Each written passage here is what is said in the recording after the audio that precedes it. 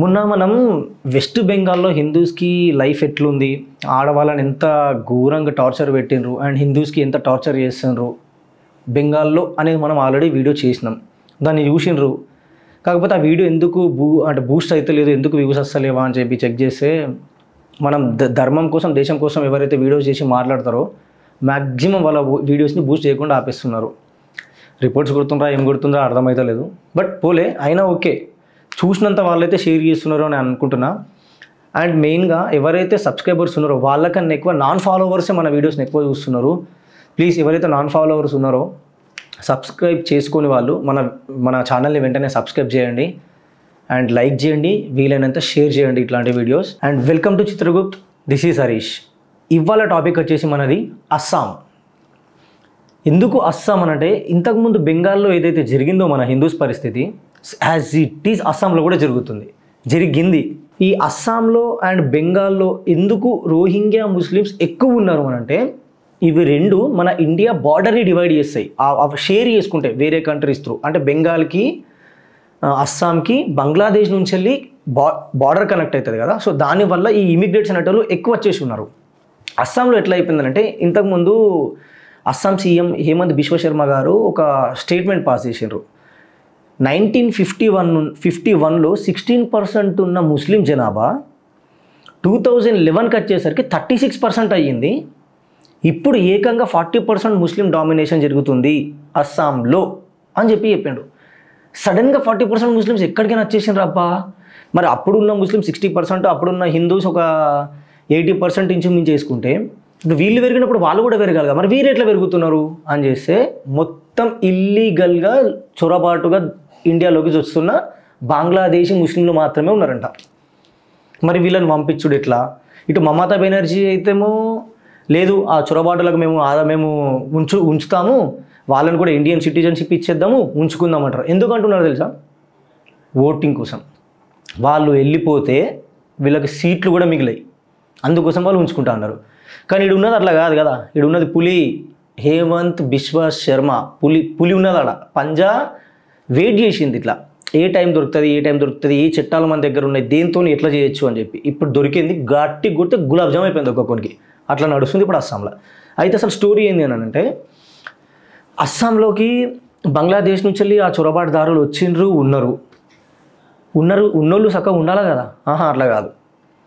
హిందూస్ని target చేయడం, వీళ్ళు హిందూస్ని మైనారిటీగా మార్చి ముస్లిమ్స్తో మెజారిటీగా పెరిగిపోదామని ట్రై చేయడం, హిందూస్ ఫెస్టివల్ ఏదైనా చేసుకుంటే అలా పైన లాఠీలతో కొట్టడం, బండలు వేయడం. అంటే హిందూస్కి అక్కడ ఉన్న కల్చర్ని మొత్తం కంప్లీట్గా డిస్టర్బ్ చేసి పడేసిండ్రు అన్నట్టు. ఎందుకంటే గత గవర్నమెంట్లలో వీళ్ళకి నడిచింది అట్లా. కానీ ఇప్పుడున్న గవర్నమెంట్ 25 నుంచి హేమంత్ బిశ్వ శర్మ ఎప్పుడైతే వచ్చిండో అక్కడ నుంచి వీళ్ళ ఆటలు సాగుతలేవు. మొన్న దసరాకి అయితే ఎవరన్నా కానీ లొల్లీలు స్పాట్ ఎన్కౌంటర్ చేసి పడేసింది అని చెప్పేసిండు.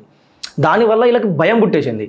కానీ అది చేస్తేనే అయిపోతుంది అంటే అవ్వదు. ఎందుకంటే వీళ్ళు ఎన్ని రోజులైతే ఇక్కడ ఉంటారో ఆ ప్లాన్ చేస్తూనే ఉంటారు. ఇది కాకపోతే ఇంకోటి కాకపోతే ఇంకోటి చేద్దామని ఆ థాట్లోనైతే ఎంట్రీ అయిన వాళ్ళు అట్లనే ఉంటారు. ఇప్పుడు చిన్నగా అప్పుడు 1951లో ఆ నెహ్రూ ఇందిరాగాంధీ టైం నుంచి వెళ్ళి వీళ్ళు వస్తున్నారు వాళ్ళని రానిచ్చిండ్రు. ఆ గవర్నమెంట్ అట్లా ఉంటే రానిచ్చిండ్రు. ఎందుకు రానిచ్చిండ్రు అని అంటే ఇటు పాకిస్తాన్తో కానీ అటు బంగ్లాదేశ్తో కానీ ఆ సంబంధాలని పోగొట్టుకోవద్దు, మంచిగా ఉండాలా, మనం ఆ రిలేషన్షిప్స్ని మెయింటైన్ చేయాలని చెప్పేసి అట్లా వాళ్ళని రానిచ్చిండ్రు. అట్లా దగ్గర ఒక 40 లక్షల మంది వచ్చిండ్రంట ఇండియాలో. ఇక్కడ ఉన్న వాళ్ళకే ఇంత టార్చర్ ఉన్నదంటే వాళ్ళని తీసుకొచ్చి మళ్ళీ ఇంకా పెద్ద పంచాయతీ చేసి పెట్టిన వాళ్ళు. ఇప్పుడు ఇది ఇట్లాగే వదిలేస్తా పోతే వాళ్ళందరూ ఇక్కడికి వచ్చేస్తారు. మరి మనల్ని ఎటు పోరు. నేను ఈ క్వశ్చన్ ఎందుకు అంటున్నా తెలుసా? ఆల్రెడీ అస్సాంలో జరిగింది అదే. వాళ్ళు ఇక్కడికి వచ్చి అస్సాంలో ఉన్న లోకల్స్కి టార్చర్ చేసి వేరే వాళ్ళతో చేతులు కలిపి వాళ్ళకి ఆధార్ కార్డులు, రేషన్ కార్డులు, పాన్ కార్డులు, ఆ కార్డులు ఇక్కడ అన్నీ సృష్టించుకున్నారు. అన్నీ క్రియేట్ చేసుకొని వాళ్ళు లోకల్స్ అయిపోయినారు, నాన్ లోకల్స్ అయిపోయినారు. ఇప్పుడు ఎవరిది డామినేషన్ నడుస్తుంది ఆడ? ఆబ్వియస్గా ఇప్పుడు ఎవరైతే ఇమిగ్రేట్స్ వచ్చిందో వాళ్ళదే నడుస్తున్నది. సో ఇది ఎట్లా ఆపాలా? దీన్ని ఆపకపోతే ఇండియా ఫ్యూచర్ ఏంది? అసలు అస్సాం ఉంటుందా? అస్సాంని కూడా మళ్ళీ వీళ్ళు ముస్లిం రాష్ట్రంగా ప్రకటించుకుంటారా? ఇప్పుడు ఏదైతే వెస్ట్ బెంగాల్ చేద్దామని అనుకుంటున్నారో సేమ్ అట్లనే వీళ్ళు కూడా చేస్తారేమో. ఏంది అవుతుంది. మనం ఇట్లా చూస్తా వదులుకుంటా పోతే అదే అవుతుంది. అది అవ్వద్దు. అది అవ్వకుండా ఎట్లా ఆపాలా అని చూస్తే సుప్రీంకోర్టు నుంచి వచ్చిన ఆర్డర్స్ని అస్సాంకి ఒక పవర్ లాగా మారితే అస్సాంలో ఒక యాక్ట్ ఉన్నది. అది ఎప్పుడు 1950లో ఒక యాక్ట్ ఉంది అస్సాంకి, immigrants impulse from Assam act అని చెప్పేసి 1950 నుంచే ఉన్నది. అది వీళ్ళందరూ అంటే పాత గవర్నమెంట్ తొవ్వి తీయాయి కదా, ఎందుకంటే వాళ్ళకే సపోర్ట్ ఉండే, అందుకోసం వాళ్ళు తీయలేకపోయారు. కానీ ఇక్కడ అట్లా కాదు.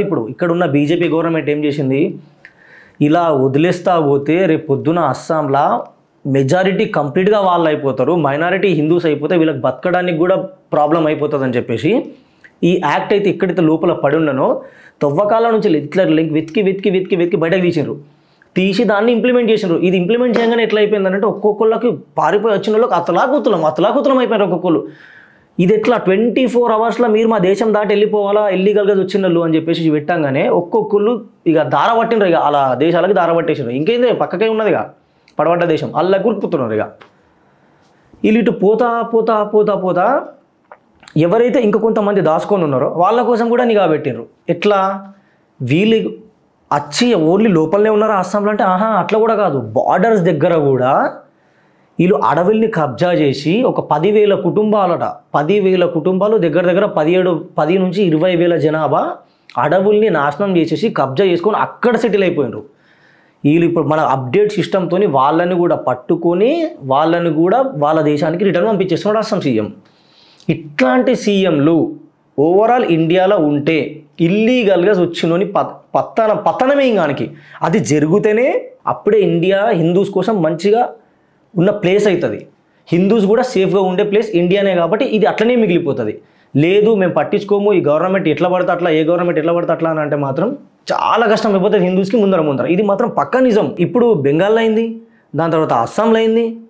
ఇవే కాకుండా ఇప్పుడు కొత్తగా మన తెలంగాణలో చూస్తున్న పంచాయతీలు ఏంటంటే ఎవరోనో ఆ ముస్లిమ్స్ హెడ్ ఆయన అంటాడు, ఇది భారత్ అనేది ముస్లిం కంట్రీ, ఇండియా అనేది ముస్లిం కంట్రీ, దీంట్లో హిందూస్కి ఉండాలనిపిస్తే ఉండండి, లేకపోతే దేశం విడిచి వెళ్ళిపోండి అంటున్నాడు. ఇండియా ముస్లిం కంట్రీయా? ఇది ఎప్పుడైంది? ఇది నేను ఇంట్లో మరి ఆయన చెప్తున్నాడు అట్లా. అది అట్లా అయిపోయిందా అని అంటే ఇక్కడ ఉన్న ఒక ఎంఐఎం లీడర్ అంటాడు, ఒక రోజు వస్తుంది హిందూస్కి రోడ్ల మీద గల్లీలలో జాగా దొరకది పారిపోవడానికి, ఆ రోజు వచ్చినప్పుడు మేము చూపిస్తామని ఆయన అంటుండు. ఎంఐఎం ఎమ్మెల్యే ఆయన ఇట్లాంటి స్టేట్మెంట్లు పాస్ చేస్తున్నాడు. అంటే మీరు చూడండి, ఇప్పుడు ఆ పైననే అయిపోతున్నదా అని అనుకున్నామా, అది కొంచెం తగ్గుకుంటా కిందికి దిగుతుంది. ఇటు దిగి ఇప్పుడు హైదరాబాద్లో నుంచి కూడా స్టేట్మెంట్లు స్టార్ట్ అయినాయి. ఒక్కోళ్ళే ఇంకో కొంతమంది అటు యూపీ సైడ్ ఆడ వాళ్ళు మాట్లాడడానికి భయపడుతున్నా, ఇంకొంతమంది ఏమంటున్నారు, రామ్ మందిర్ని గూల్చేది మేమే, పెద్ద అయిన తర్వాత నువ్వేమవుతావురా అంటే హిందూస్ని టార్గెట్ చేస్తాను ఒకళ్ళు అంటారు. ఈ సోషల్ మీడియాలో కూడా ఇది మస్తు వైరల్ అయిపోతున్నాయి. అంటే వాళ్ళంతా యూనిటీగా ఉన్నారు కదా, మరి మనం ఎందుకు ఉంటలేము? మనం కులాలు వర్గాలు అనుకుంటా కొట్టుకుంటూనే ఉన్నాం అనుకో, ఎప్పుడు ఇంకెప్పుడు మనం సేవ్ అయ్యేది? ఆల్రెడీ మనకు తెలియకుండానే ఆ సాప కింద నీరు లేకపోతూనే ఉన్నది. ఏ మతం అంటే ఆ మతం వస్తున్నది, ఎవరెవరి కన్వర్జన్స్ చేస్తూనే ఉన్నారు, ఎక్కడ పడితే అక్కడ ఇష్యూస్ అయితేనే ఉన్నాయి. ఇప్పటికీ హిందూస్ ఒకవేళ నిద్ర లేవ్వకపోతే మన పరిస్థితి ఏంది? సరే ఇప్పుడు అక్కడ ఆ సీఎం ఉన్నాడు, బీజేపీ ఉండే కాబట్టి అలాని పంపించేసింది. ఈ మమతా బెనర్జీది కూడా తొక్క తాట ఎట్లాగో తీస్తున్నారు కాబట్టి అయిపోతుంది. ప్రతి దగ్గర బీజేపీ ఉండాలంటే నడవదు కదా, అస్తలేవు కదా. మరి అట్లా మనం ఓట్లు కూడా వేస్తలేము కదా. సరే Hindus party BJP party, Congress party secular party, ఇది కూడా సెక్యులర్ పార్టీ, ఆ పార్టీ ఈ పార్టీ అనుకుంటా అంటున్నాం, ఓట్లు వేసేస్తున్నాం. కానీ రిజల్ట్ ఏంది? ఈడ హిందూస్ పైన, హిందూ టెంపుల్స్ పైన ఎన్నైతే దాడులు జరుగుతున్నాయో ఇవి మనకు కొంచెం కళ్ళు తెరిపియాలి కదా ఇప్పుడైనా. అరే ఇన్ని దాడులు జరుగుతున్నా కూడా ఇంకా మనం పండుకొనే ఉంటే ఇక మన లైఫ్ ఏంది? హిందూస్కి ఫ్యూచర్ ఇండియాలో ఉండాలనుకుంటున్నారా వద్దనుకుంటున్నారా? మీ కామెంట్ రూపంలో చెప్పుండ్రి. ఈ ఇల్లీగల్ ఇమిగ్రేట్స్ ఎవరైతే ఉన్నారో ఇది గవర్నమెంట్ ఎంత అయితే వీలైతే అంత పడుతుంది కదా, మరి మన దగ్గర కూడా ఎవరో ఒకరు ఉండుంటారేమో కదా. చుట్టుపక్కల మనకు అనుమానం వచ్చినా కూడా సరే అది ఇంటిమేషన్ చేద్దాం పోలీసులకి. దీన్ని మనం ఎట్లా ప్రొటెక్ట్ చేసుకోవాలా ఇండియాని? బయట బార్డర్స్ దగ్గర మన ఆర్మీ జవాన్లు ఆలేలు ప్రాణాల కన్నా ఇట్లా ప్రాణం పోయినా పర్లేదు కానీ ఇండియాని కాపాడాలని వాళ్ళు అక్కడ అంత స్ట్రగుల్ అవుతున్నారు. ఇండియా లోపల ఉన్న మనమేం చేస్తున్నాం? ఎప్పుడు పాకిస్తాన్ మాత్రమే మన మీద అటాక్ చేసే పాకిస్తాన్ మొన్న జరిగిన బాంబు దాడిలో బంగ్లాదేశ్ హ్యాండ్ కూడా ఉన్నదని చెప్పి బయటకు వస్తున్నది. ఒక్కటే ఎనిమి అనుకుంటే ఇంకొకటి తయారైపోయింది. దీని మీద ఖచ్చితంగా నేను ఫుల్ వీడియో చేస్తా. ఇప్పుడు ఇటు బంగ్లాదేశ్ తయారైంది. ఆ బంగ్లాదేశీలు సగం మంది ఇక్కడ వచ్చి బతుకుతున్నారు. అటు పాకిస్తాన్ మన ఎనిమి, ఆ పాకిస్తాన్ వాళ్ళు కూడా వచ్చి మళ్ళీ ఇళ్ళనే బతుకుతున్నారు. ఇక్కడున్న హిందూస్ మాత్రం ఎక్కడికి పోలేరు. పోదామన్నా అది వర్కౌట్ అవ్వదు. ఎందుకంటే మా హిందూస్ని బతకనీయరు ఓవరాల్ వల్ల ఈడ కూడా అలా ప్లేసే లేదుగా. ఈ తెలంగాణది ఇంకెట్లున్నదనంటే రేవంత్ రెడ్డి గారు డైరెక్ట్గా పాకిస్తాన్ వచ్చి మన ముడ్డి మీద దండితే ఆడేం బీకలేదు కానీ ఈడొచ్చి మాట్లాడతారట అనుకుంటా అంటున్నారు. మన సీఎమే అట్లా అన్నాక ఇంకా మనం ఇప్పుడు ఎవరిని నమ్ముదాం చెప్పండి. పోనీ అట్లన్నా సైలెంట్ ఉన్నారు. అట్లా కూడా కాదు. కాంగ్రెస్ పక్తు ముస్లింల పార్టీ, ముస్లింల కాంగ్రెస్ ఉన్నది, కాంగ్రెస్కి ముస్లిమ్స్ ఉన్నారని చెప్పేస్తున్నారు వాళ్ళు. మరి హిందూస్ ఇంకా ఇప్పుడు ఎవరికి ఓటేద్దాం? అయినా వేసినాంగా, మళ్ళీ జూబ్లీస్లో మళ్ళీ ఆ పార్టీకి వేసిరు, తీసుకొచ్చిర్రు. ఇప్పుడు వాళ్ళు ఎందుకు వింటారు? వినరు. గంపగుత్తగా వన్ సైడ్ ఓటేసే దమ్మాలకున్నది. గంపగుత్తగా మనం బీజేపీకి ఓటేసే దమ్ము మీకున్నదా? హిందూస్ అందరూ ఒక్క మాట మీదకి వచ్చి ఒకటే పార్టీని ఈసారి ఈ పార్టీ రావాలి, ఈ పార్టీ అయితే మనకు సెట్ అవుతుంది, హిందూస్ని కాపాడే పార్టీని మనం ఓటేద్దాం అని ఒక్క దగ్గరకు వచ్చి ఓటేసే దమ్ము హిందూస్కి ఉన్నదా? నేను క్వశ్చన్ చేస్తున్నా. ముస్లిమ్స్ మైనారిటీ అంతా ఒక్క దగ్గరకు వచ్చి మేము ఈ పార్టీని గెలిపించుకుంటామంటే కాంగ్రెస్ ముస్లిం కాంగ్రెస్ అని చెప్పి గెలిపించుకొని చూపించారు కూడా. మరి హిందూస్ ఎప్పుడు చూపిస్తారు? హిందూస్కి పవర్ ఉందా లేదా? ఇంకా మనం కులాలు వర్గాలు అనుకుంటూ కొట్టుకుంటూనే కూర్చుందామా? ఇట్లా కొట్టుకుంటూ పోతే మన హిందూస్కి సేఫ్టీ ఇండియా మిగులుతుంది అనుకుంటున్నారా?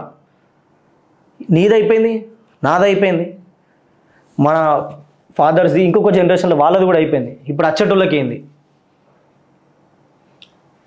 ఏడుస్తారు. ఎందుకు హిందూగా పుట్టినని ఏడ్చే రోజులు మాత్రం తీసుకురావద్దు చెప్తున్నా. దయచేసి ఇప్పటికన్నా హిందూస్ మేల్కోండి.